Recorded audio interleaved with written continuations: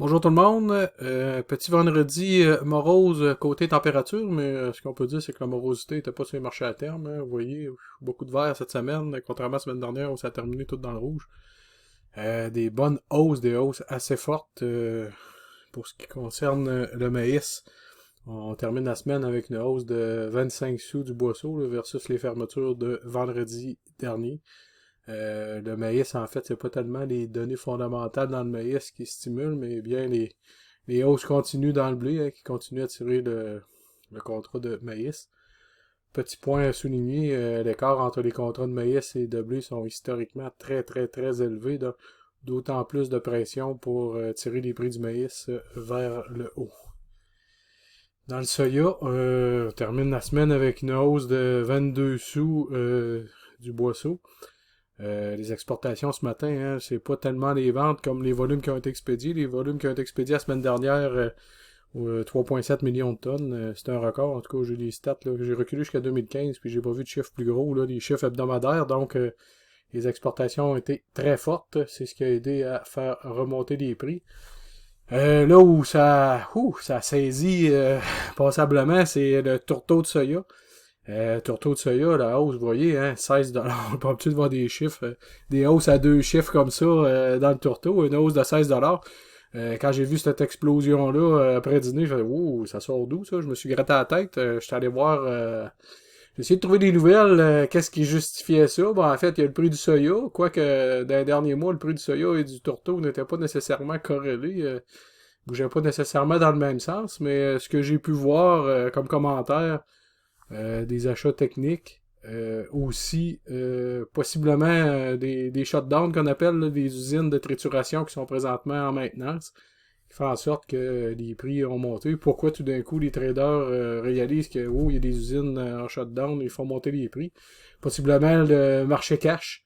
C'est-à-dire quand il y a des shutdowns comme ça crée une rareté dans le tourteau, donc ça fait monter les prix du tourteau sur le marché au comptant.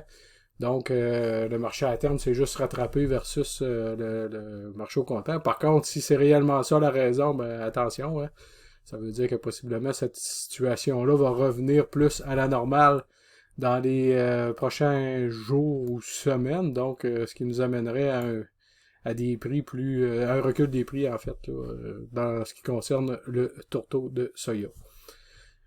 Maintenant, le blé, je l'ai mentionné en même temps que le maïs. Hein, on termine la semaine, c'est une hausse encore de 50 sous dans le blé. Vous voyez, le maïs a monté de 25, le blé a monté de 50. Quand je vous dis que les écarts s'étirent, c'est ce que ça signifie.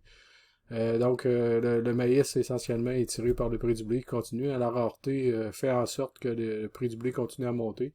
Les craintes de pénurie un peu partout autour du globe. Il y a des marchés d'exportation comme la Russie qui pourraient possiblement augmenter ses taxes à l'exportation pour essayer de garder le prix du blé chez eux pas trop élevé pour essayer de contrôler l'inflation. Hein, l'inflation, c'est le thème, c'est le thème depuis plusieurs semaines.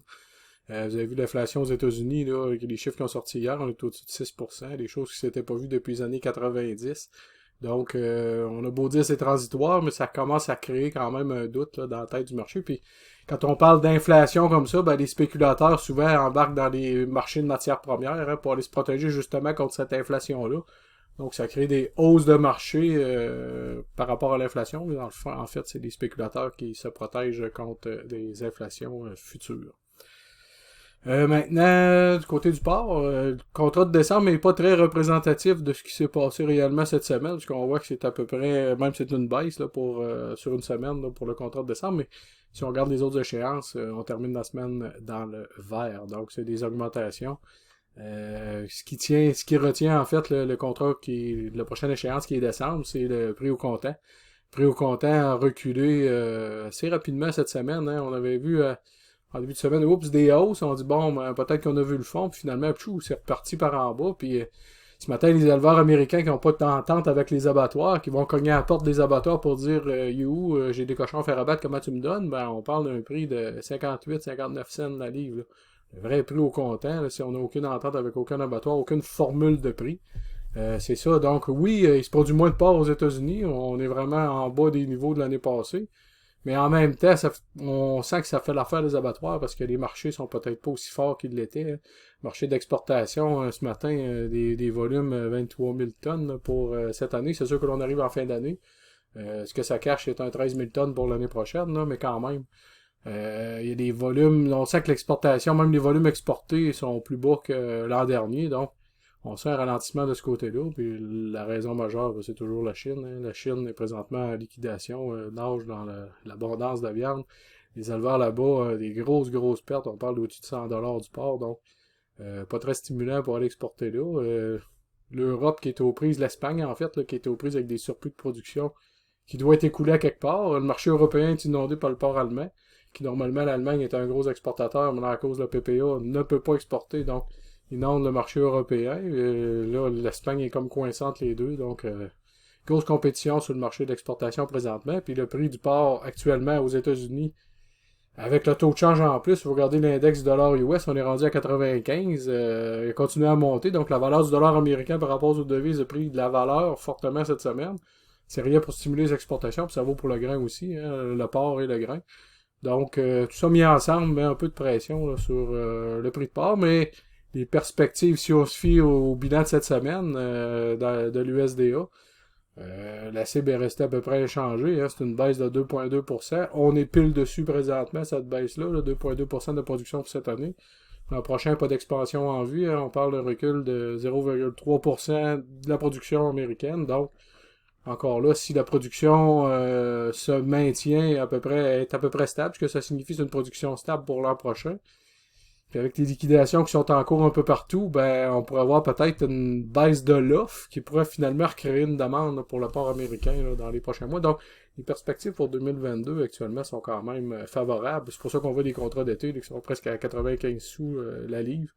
Même pour l'automne et même, je vous dirais, pour l'hiver 2023. Les prix sont quasiment semblables à ce qu'on a pour l'hiver 2022. Donc, les perspectives restent quand même positives, même si le prix au comptant présentement est en recul. J'en ai pas parlé pour les grains, mais dans le bilan de cette semaine, les grains, brièvement, il n'y avait pas grand-chose à dire. C'est pour ça que je n'ai même pas pensé d'en parler, mais là, je vous en parle rapidement. Dans le maïs, on a augmenté les rendements, un demi-boisseau à l'autre, qui a fait en sorte d'augmenter la production, mais on a augmenté l'utilisation pour l'éthanol d'à peu près du même volume. Fait que le bilan, les stocks de feuilles sont restés à peu près inchangés. Donc, dans le soya, on s'attendait à une petite augmentation de rendement. Finalement, l'USDA a dit non, on va baisser les rendements, mais on a révisé à la baisse l'exportation qui fait en sorte que les stocks ont été en augmentation de 20 millions de boisseaux, en fait. Donc, un bilan qui n'a pas amené de grandes nouveautés, mais il va falloir attendre maintenant les chiffres de janvier qui vont nous donner les chiffres finales de la dernière récolte là, pour le mois de janvier. Donc, ça complète pour cette semaine mon petit topo des marchés. Encore une fois, si vous avez des questions, des commentaires, n'hésitez pas. Hein, je suis là pour répondre à vos questions. Vous pouvez m'appeler au 418-882-6995 ou m'écrire au info@bidagri.com.